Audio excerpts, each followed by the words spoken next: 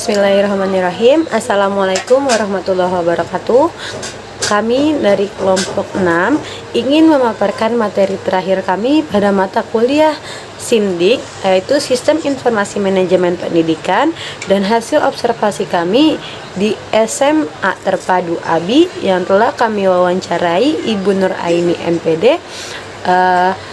Dan di sini penelitian kami berjudul Sistem Informasi Manajemen Penelitian.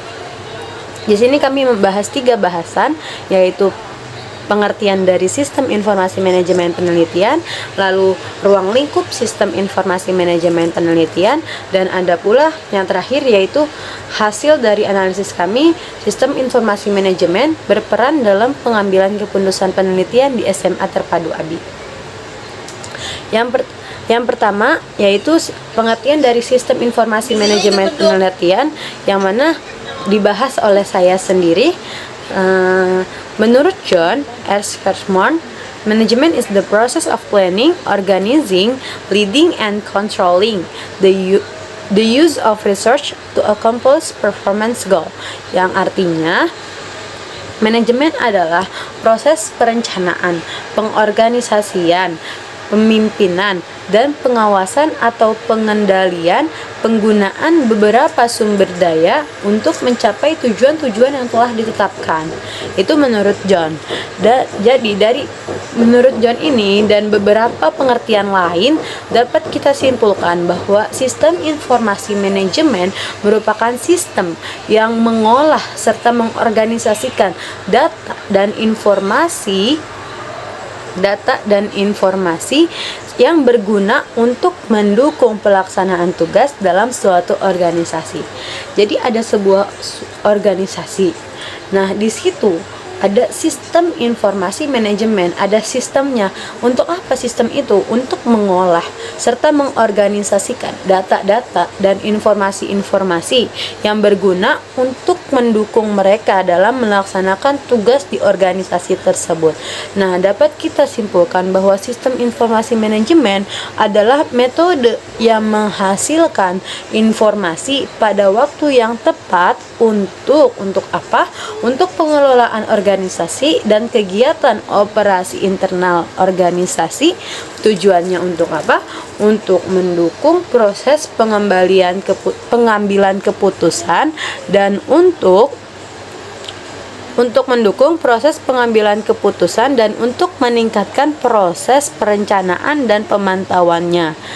Nah, itu tentang SIM-nya terlebih dahulu. Dan adapun pengertian tentang SIM penelitian, yaitu Sistem Informasi Manajemen Penelitian tersebut adalah suatu sistem informasi yang dirancang khusus untuk mendukung kegiatan penelitian dalam suatu organisasi. Itu pengertian dari SIM penelitian, Sistem Informasi Manajemen Penelitian. Dan adapun beberapa unsur umum yang dapat kita ambil dari berbagai pandangan, yaitu pertama, efisiensi pengelolaan informasi. SIM penelitian ini dirancang untuk membantu peneliti dalam mengumpulkan, menyimpan, mengelola, serta mengakses data penelitian yang lebih efisien. Yang kedua, ada pendukung pengambilan keputusan. Dari SIM penelitian ini membantu para peneliti dan manajer proyek dalam membuat keputusan yang lebih baik berdasarkan data dan informasi yang tersedia. Yang ketiga, ada integritas data.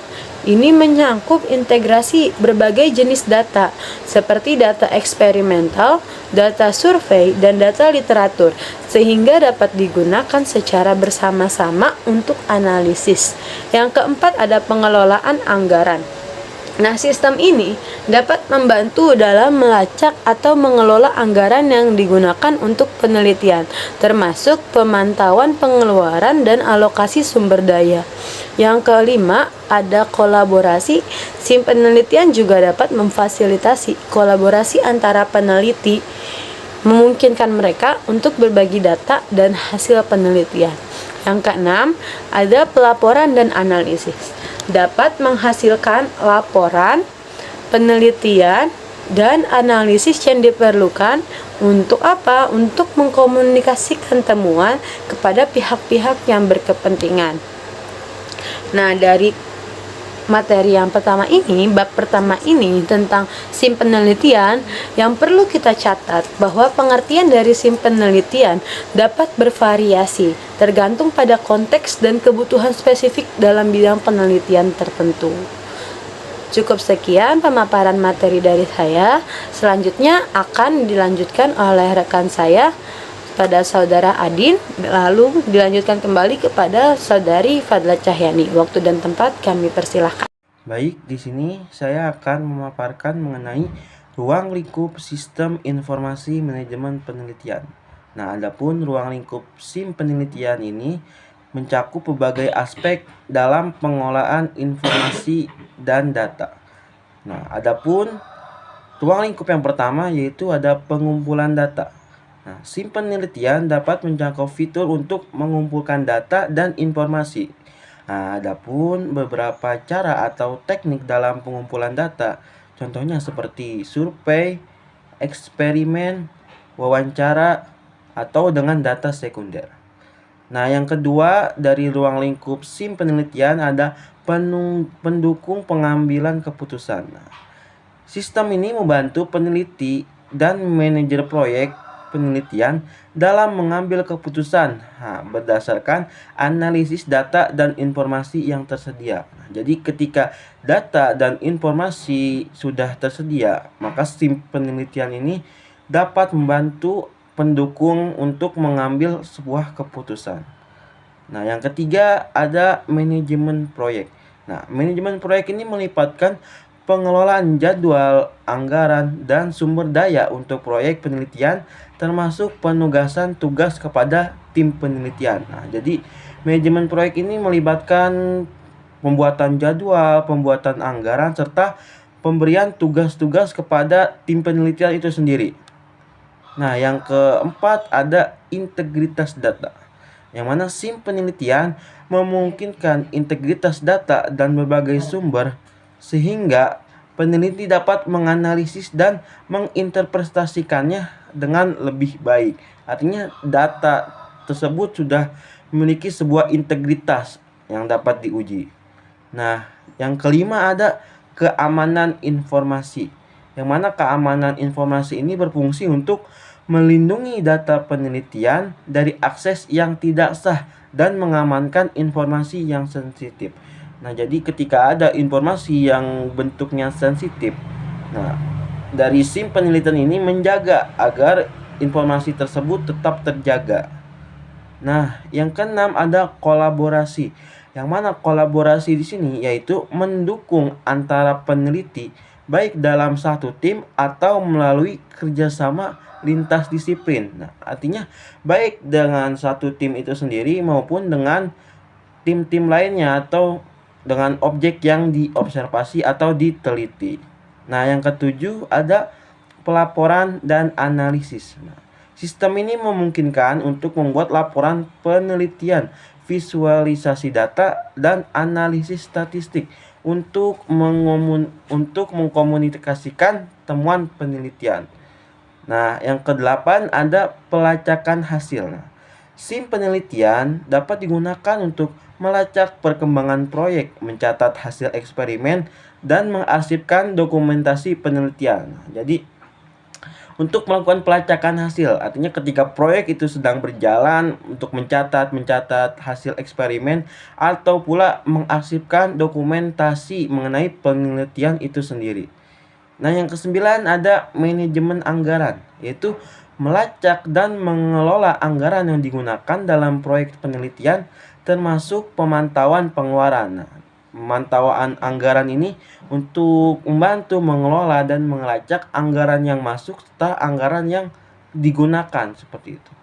Nah, yang ke-10 ada manajemen literatur, yang mana kadang-kadang SIM penelitian dapat mencakup fitur manajemen literatur yang memungkinkan peneliti untuk mengatur dan mengakses dari referensi dan sumber literatur yang relevan. Nah, mungkin demikian yang dapat saya sampaikan mengenai ruang lingkup dari Sistem Informasi Manajemen Penelitian. Langsung saja pada pembahasan selanjutnya mengenai hasil analisis penelitian yang kami lakukan di SMA Tempat 2B melalui Bu Nur Aini MPD. Jadi Bu Nur Aini MPD ini melakukan langkah-langkah untuk meneliti sesuatu yang digunakan untuk bahan penelitian beliau. Nah, beliau ini meneliti tentang kinerja guru di Kecamatan Lewisadeng. Langkah yang pertama yaitu menentukan identifikasi masalah. Jadi dalam hal ini Bu Nur Aini mengidentifikasi masalah-masalah atau menemukan masalah yang ada di Kecamatan Lewisadeng mengenai kinerja guru. Lalu yang kedua ada studi literatur yang dilakukan oleh Bu Nur Aini, yaitu mencari teori-teori atau landasan-landasan yang akan digunakan dalam penelitian beliau. Nah, Bu Nur Aini tersebut mencari teori-teori atau landasan-landasan pada Google Scholar atau Scopus atau juga buku-buku yang dirasa sejalur dengan penelitian yang dilakukan oleh beliau. Kemudian tahap yang ketiga dan keempat ada pengumpulan data dan pengolahan data. Dalam pengumpulan data itu ada data internal dan data eksternal.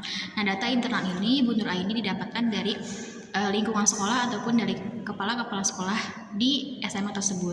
Kalau eksternalnya didapatkan dari lingkungan-lingkungan sekitar. Lalu tahap yang keempat ada pengolahan data. Bu Nur Aini menggunakan SEM 4.0 yaitu menguji valid tidak validnya sebuah data. Nah, data yang diterima oleh Bu Nur Aini kemudian diolah dalam aplikasi SEM tersebut. Kemudian masuk pada tahap yang kelima yaitu penyimpanan data, di mana data-data yang telah diolah disimpan dan diberi penomoran khusus oleh Bu Nur Aini. Tahapan yang keenam adalah analisis data dan perancangan sistem, di mana data-data yang telah dikumpulkan dan telah diolah kemudian dianalisis pada tahap ini. Dan Bu Nur Aini sendiri memberikan solusi di mana harus tepat melibatkan stakeholder ataupun kepala sekolah.